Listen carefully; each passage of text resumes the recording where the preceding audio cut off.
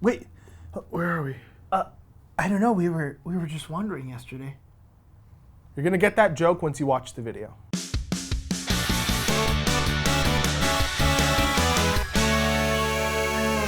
Hi everybody, welcome to GameGorgon. My name is Krug. I'm Indigo. Today we're here to talk to you about wandering around aimlessly in Pathfinder's 2nd edition playtest. We're going to be going over exploration and downtime activities. Yeah.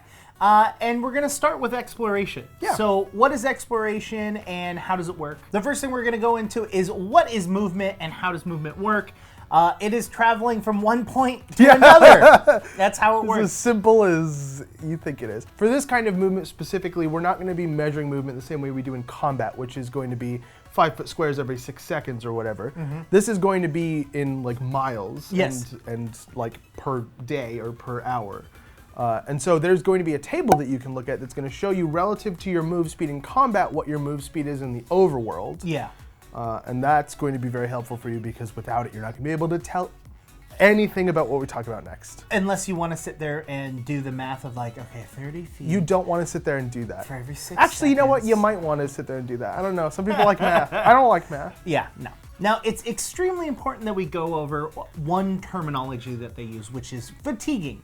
Now, fatiguing is when you do something, an action of some sort, for 10 minutes, you can no longer do any other action other than wander, which is just moving around at your movement speed until you rest, and then To get rid of the fatigue. To get rid of the fatiguing. Yep. Now, we're not going to tell you every single thing that has fatiguing. You're just going to see this icon right here every time we mention it. That being said, we also are going to be showing this icon every time we talk about your movement speed being decreased by half, because that will just get really, really tiring because it's like most of the things we're about to talk about. Yep. The first thing you can do while exploring is casting a spell. This is basically something that you can do to make sure that if you get jumped, if you suddenly find yourself in combat, that spell is applied to yourself. Yeah. Normally it's a cantrip because you can't really cast other spells for that long. Yes. And the key thing is that it's the same, or it's not necessarily the same spell, but Yeah. it's a spell being cast over and over and over Right, and over as again. opposed to a concentration spell. Which is the next thing which we're going to be talking about, Segue. which is a concentrating on a spell, which again is you continuously concentrating on a concentration spell so that it's always ready. Yep. Now, note that the concentration rules apply, and if you don't know what those are, you can go and check our How to Cast a Spell video, but effectively, there's a time limit for the amount of time you can concentrate on a spell outside of what the spell says. So just keep that in mind if you're going to try and use concentration while you're traveling like this.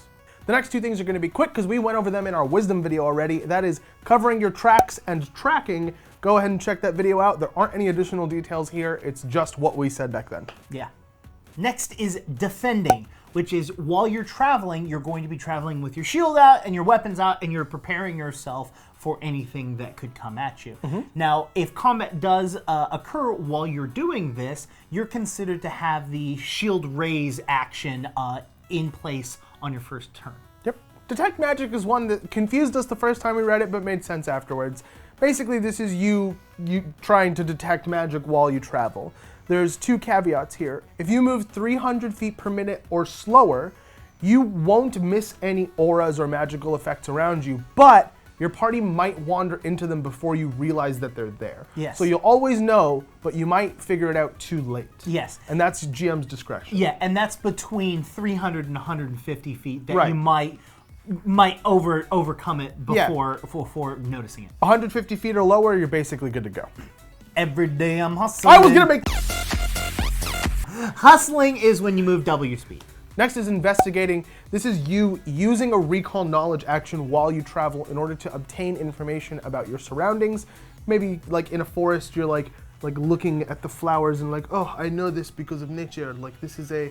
What accent is that? It's sort of, it turned French at the end. I don't know what it was. Anyways, you're investigating the area, so you're taking time and looking at all the things very closely, and then using that information to determine other pieces of information based on the lore skill you're using. Yeah, exactly. And the key thing to that is that you can use any lore recall knowledge that you feel is pertinent to this situation. Yep. GM's discretion. Exactly. Yeah. Well, and the player can be like, well, I'm in nature, and my god is of nature, so I'm going to use religion. And the GM may be like, yeah, sure.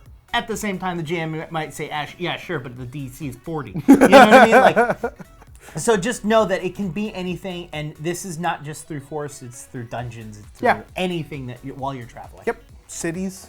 Yeah. Next is searching, which sounds very similar to investigating, but this is when you're spending time legitimately looking through every single, tree branch or book or whatever. Now this is bare minimum at half speed. Now the slower you go, the chances of successfully finding either a hidden door or a magical item or something like that increases.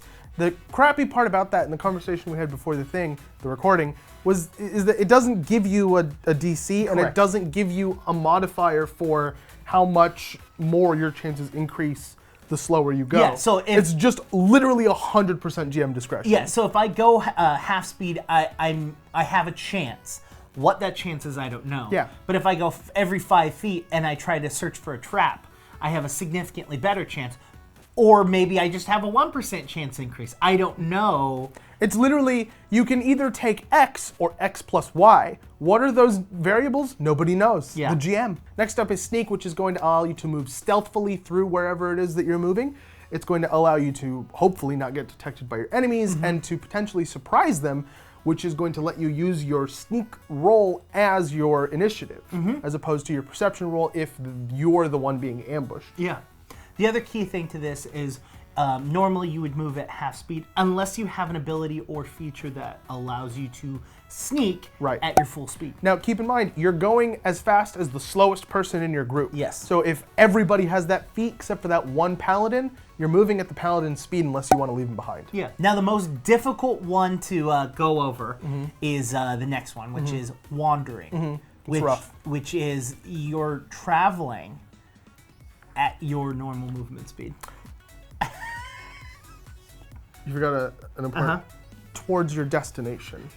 Because legitimately, I think the name wandering is misleading. It's like, no, I have a goal. This should just be called traveling. Well, there's always that really bad quote that people always misquote, which is like, all those who wander, not all who wander are lost. Oh yeah, okay.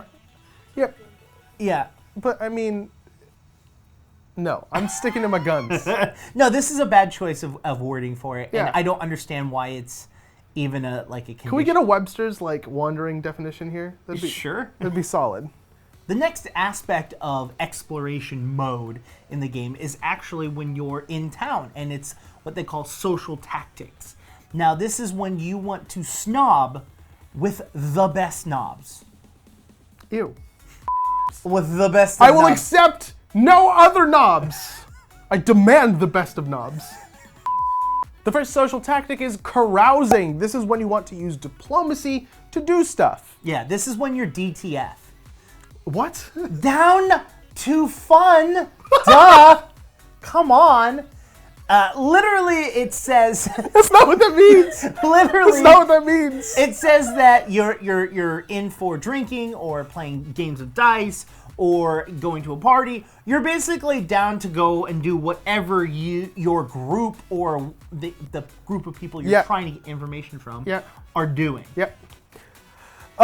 You're still broken on the DTF, aren't you? Yeah. You're going to use carousing specifically when you want to use diplomacy to accomplish your socializing. Now, it's kind of, the trait is meaningless in and of itself because it doesn't have any mechanics associated with it. Correct. So, I mean, I was trying to think of mechanics around these things that they could have written here. And one for carousing would be you can only carouse in affluent areas that aren't like in the middle of a famine, for example, because that's not when people carouse. It's just not written here. And now, that kind of irks me a little. Now, as I was kind of going through this, I don't think that any of these are supposed to be direct mechanics, but just terminology in which they use to describe what this is. You know what I mean? Except for... I'd never see carousing in any other part of the book. Except for the last one. We'll get there. Yeah. It's confusing. That one's the worst. I would agree with that if it weren't for the last one. Yeah. Conversing is when you are having a one-on-one conversation with someone else. Again, that's literally all it is. It's used so that you can either intimidate this person to coerce them into something or try to gain an impression on them. It's just a terminology used to describe you talking to one other person. We could even give you an example of it. Hi. Hi. The next one is looking out. You're going to use looking out when you want to maintain your alertness for threats, basically using perception and stuff like that to make sure that things around you don't get the jump on you, or that you don't get swindled out of your money or pickpocketed or whatever. Looking out is what you're going to be doing. I've got nothing to add on this. Now, if you remember back when we were going through crafting, and we described how difficult and like how in-depth it was. Jesus. This is the equivalent to that. Yeah. It's shopping. Okay, now with shopping, the first step is that you're going to go to a store. And then when you're at that store, you're going to give them money for an item in which you want to purchase from them. And then you have to leave. Last but not least is stealing. If you're using the stealing tactic, you're basically on the lookout for someone to steal something from. You're trying to find your mark. Yeah, you're trying to find your mark. But here's the thing. It is fatiguing.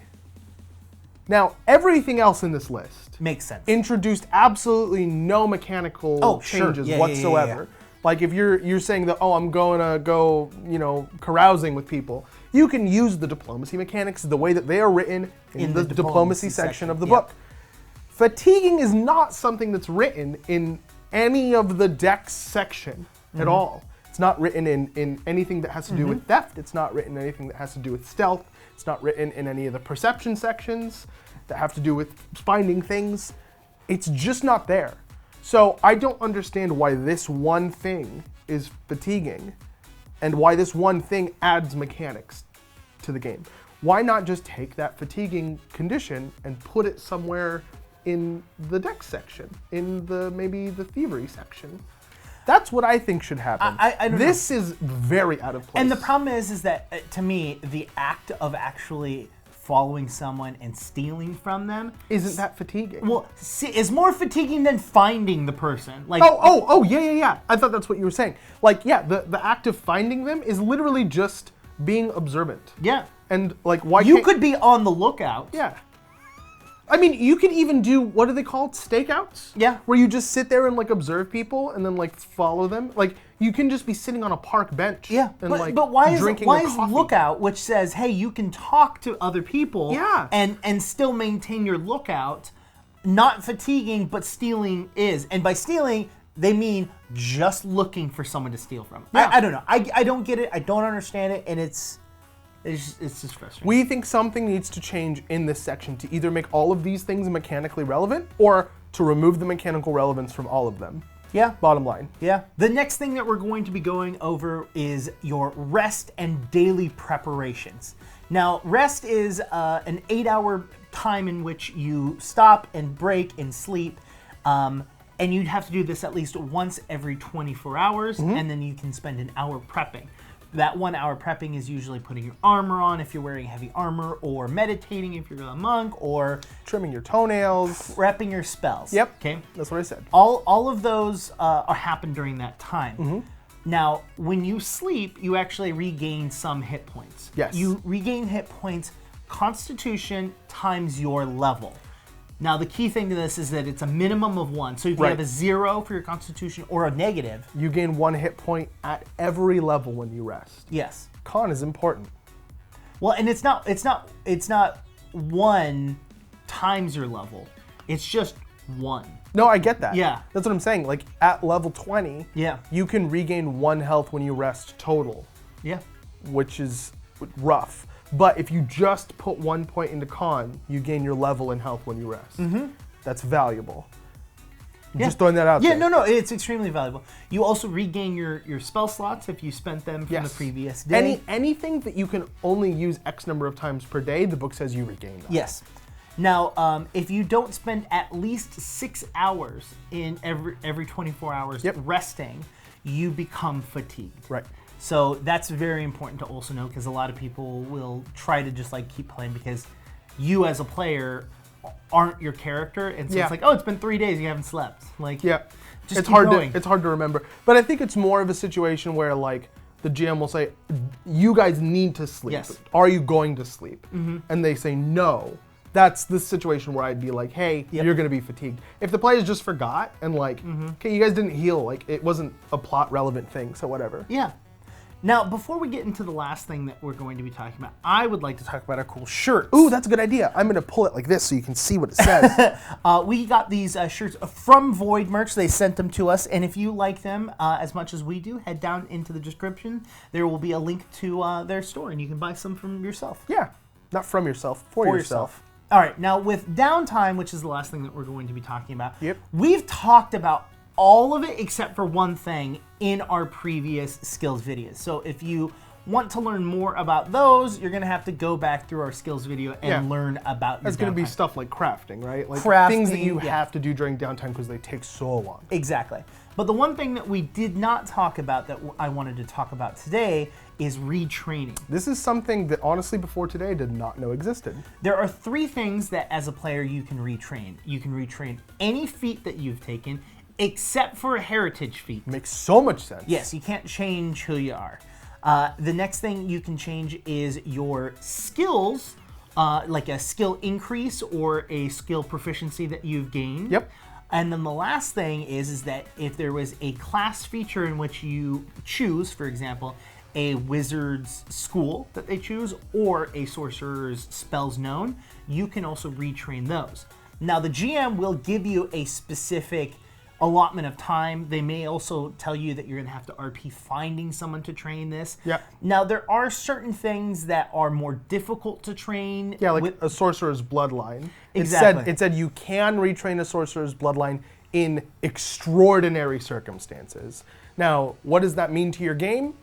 that's up to you. That's and up the to GM. you. Yeah. Yeah. It's just basically giving you a foundation of like, I hesitate to use the term reality, but that's what it is. Yeah. So that it doesn't feel like this is like an OP thing. It's trying to give the GM a way to get out of like, I would like to become a different ancestry. Yeah. Like, there has to be some sort of foundation in not being able to do that. And I mean, if You also can't retrain levels, yes, which yes. is an important thing. You can't be like, I'm going to retrain my level in monk into fighter. Now, there is an extreme caveat to this, which is you are the GM and you are the player and Yes. it's your game Yeah. and you can do whatever you want. So if for some reason a book comes out later on down and releases a new race and you're like, well, I really wish my character was actually that race instead of the one I am, talk to your GM. Ask him if that's something that Yeah. you could have retconned from the very beginning. If they're really good, they might be able to figure out like a reasonable, non-immersion breaking way of role-playing that, which is, I can't think of one. But like, if they're cool, they might just be like, yep, like everybody just pretend that they were that the whole time. Yeah. Yeah, no, there's a lot of ways to go about it, and I think that you should go down into the comments and let us know what your way of going about it would be. While you're down there, make sure to hit the like button so that the channel can grow. Make sure to hit the subscribe button if you haven't. And if you have hit the subscribe button, make sure to hit the bell icon. Make sure to hit the like button so that the channel can grow, and hit the subscribe button so that the channel can grow, and then hit the bell icon so that the channel can grow. Yeah.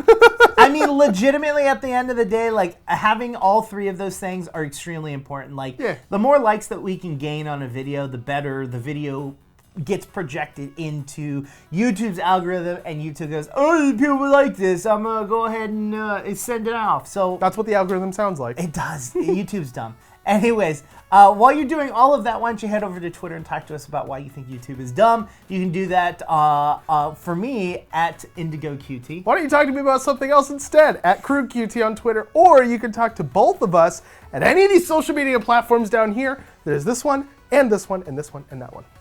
We'll talk to you guys later. We've been GameGorgon.